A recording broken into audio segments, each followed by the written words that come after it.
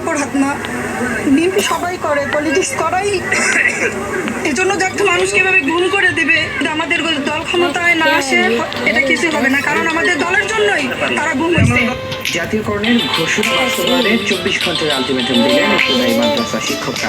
শুক্রবার সকালে জাতীয় প্রেস ক্লাবের সামনে 19 দিন ধরে চলা অবস্থান কর্মসূচিতে আন্দোলনরত শিক্ষকরা বলেন, শনিবার অফিস সময়ের মধ্যে দাবি মেনে প্রজ্ঞাপন দেওয়া না হলে যমুনা অভিমুখে ঘেরাও কর্মসূচি ঘোষণা দেবেন তারা।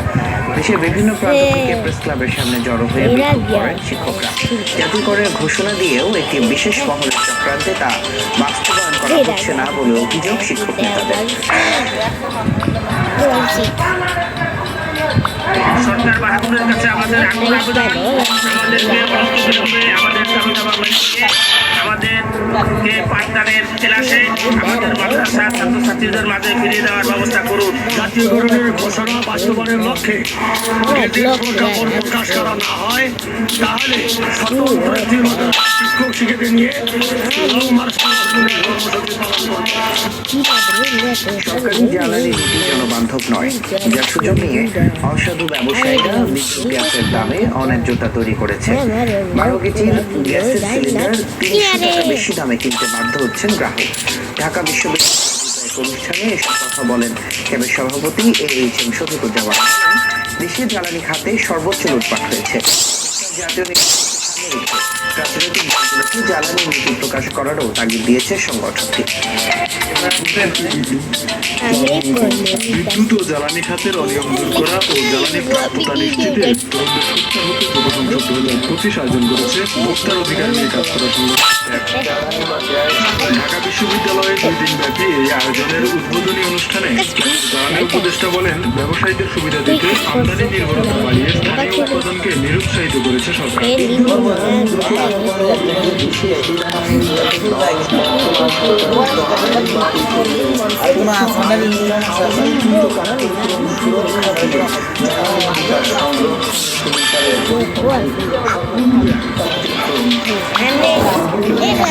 এ সময় দেশের জ্বালানি খাতে সর্বোচ্চ লুটপাটের অভিযোগ তুলে ক্যাব সভাপতি বলেন, অন্যায্যতার ভিত্তিতে দেশে বিদ্যুৎ ও গ্যাসের দাম নির্ধারণ হয়। আসন্ন জাতীয় নির্বাচনে প্রতিটি রাজনৈতিক দলকে জ্বালানি নীতি প্রকাশেরও তাগিদ দেন ক্যাব সভাপতি। আমার বাসায় গ্যাসের কানেকশন আছে, আমরা গ্যাস আমাকে সিলিন্ডার ব্যবহার করতে হয়। 12 কেজি সিলিন্ডার গ্যাস যত দামে বিক্রি করার কথা, তার থেকে সমস্ত প্রাইস এমআরপি তার থেকে 300 টাকা বেশি দামে গ্যাস কিনতে হয়। সামনে নির্বাচন আসছে, এই ট্রানজিশনে আমি চাই প্রতিটা রাজনৈতিক দল তাদের জ্বালানি পলিসি কি হবে সেটি স্পষ্ট করার দরকার। সংকটে যখন স্থানীয় ব্যবসায়ীরা প্রতিষ্ঠান বন্ধ করতে বাধ্য হচ্ছেন, তখন বিদেশি বিনিয়োগ আশা করা উচ্চাভিলাষী বলেও মন্তব্য করেন। তারা এটি যদি বাস্তবায়ন না করে তাদের তোফাজ্জল হোসেন, সময় সংবাদ, ঢাকা। ঢাকা শহরে প্রতিদিন উৎপন্ন হচ্ছে হাজার হাজার টন বজ্র, কিন্তু সেই বজ্রকে সম্পদে রূপান্তর করে বিদ্যুৎ বা জৈব স্বপ্ন দেখানো হয়েছিল, তা এখন কাগজে কলমেই সীমাবদ্ধ। অচল পড়ে আছে কোটি টাকার প্রকল্প। সিটি কর্পোরেশন বলছে অচিরেই বাস্তবায়ন হবে বজ্রকে সম্পদ রূপান্তরের কাজ। বজ্র ব্যবস্থাপনা বিধিমালাকে বাস্তবে রূপ দেয় জোর বিশেষজ্ঞদের। আমিনুল ইসলামের আবু সাইদ নিশানের বিশেষ প্রতিবেদন। আমি এই মুহূর্তে দাঁড়িয়ে আছি উত্তর সিটি কর্পোরেশনের আমিনবাজার ল্যান্ডফিল্ডের ময়লার স্তূপের উপর। আমার সামনে রয়েছে বর্জ্য থেকে বিদ্যুৎ উৎপাদনের পাওয়ার প্ল্যান্ট, যেখান থেকে 42 মেগাওয়াট বিদ্যুৎ উৎপাদন হওয়ার কথা ছিল 2025 সালের অক্টোবর মাসে, যার জন্য দরকার ছিল প্রতিদিন 3000 মেট্রিক টন বর্জ্য, কিন্তু এখন প্রতিদিন 4000 মেট্রিক টন বর্জ্য তৈরি হয়। তারপরও বিদ্যুৎ উৎপাদনের দেখা নেই।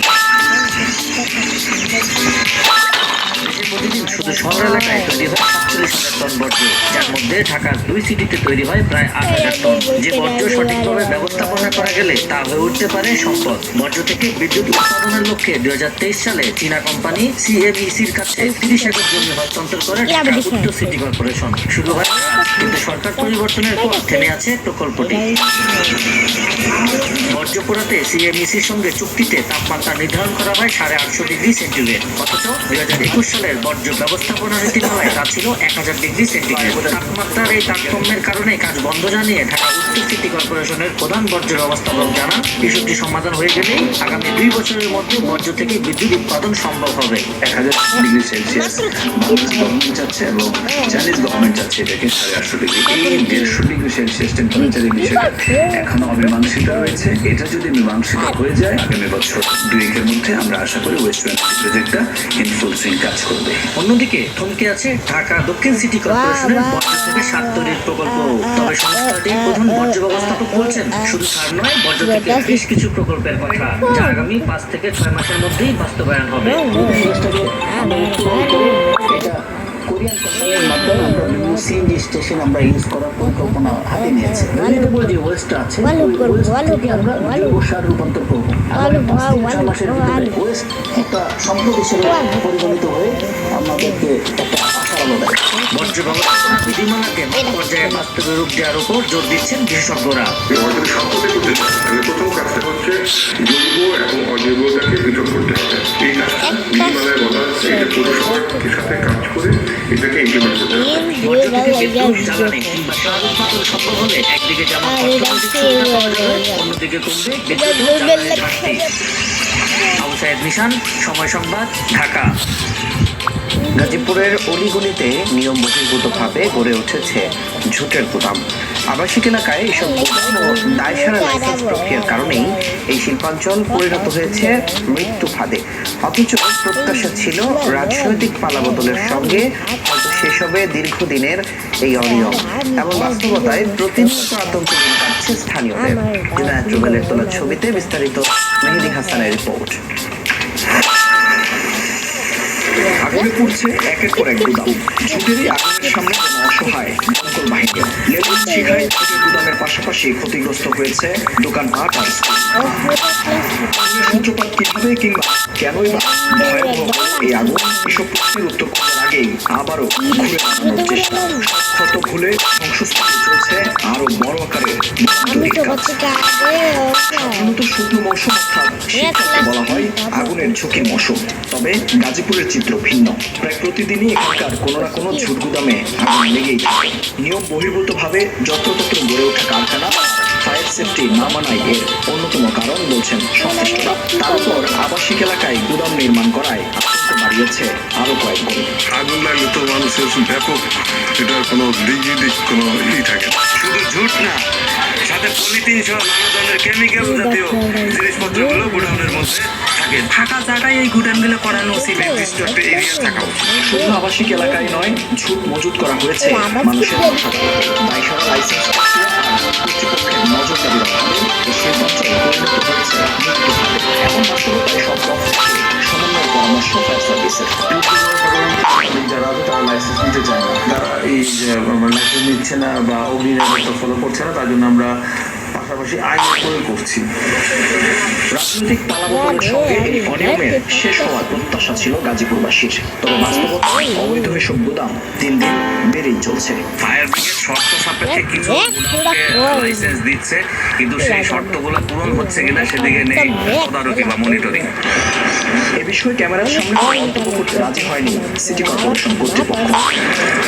পুরো গাজীপুর জুড়ে ঠিক কতগুলো ঝুটের গুদাম রয়েছে তার কোনো হিসেব নেই কারো কাছেই। শিল্পাঞ্চল হওয়ায় এই এলাকার শিল্প প্রতিষ্ঠানগুলো যেমন দেশের অর্থনীতিতে গুরুত্বপূর্ণ ভূমিকা রাখছে, তেমনি সেখানকার উচ্ছিষ্ট পণ্যের গুদামও আতঙ্ক বাড়াচ্ছে জনগণ।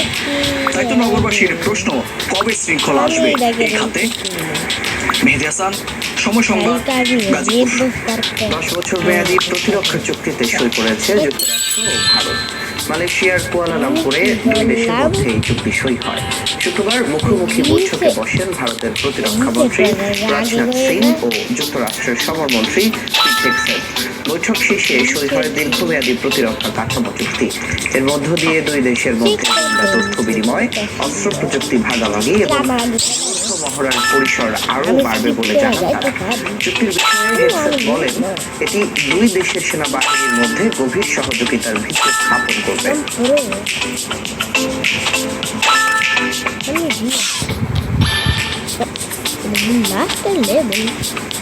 যুক্তরাষ্ট্রে 1 মাস ধরে চলছে শাটডাউন। বাজেট ইস্যুতে রিপাবলিকান ও ডেমোক্রেটদের দ্বন্দ্বে থমকে আছে প্রশাসন। বেতন পাচ্ছেন না লাখো সরকারি কর্মী। খাদ্য সহায়তা বন্ধ হয়ে যাওয়ায় অনিশ্চয়তায় পড়েছেন কোটি মানুষ। এরই মধ্যে সিনেটে 60 ভোটের বদলে 51 ভোটেই বিল পাশের সুযোগ তৈরির দাবি তুলেছেন প্রেসিডেন্ট ডোনাল্ড ট্রাম্প। অক্টোবরের 1 তারিখে শুরু হওয়া শাটডাউন বা সরকার অচলাবস্থা এখন মার্কিন ইতিহাসের দ্বিতীয় দীর্ঘতম। 1 মাস পেরিয়ে গেল বাজেট নিয়ে সমঝোতায় পৌঁছতে পারেনি রিপাবলিকান ও ডেমোক্রেটরা।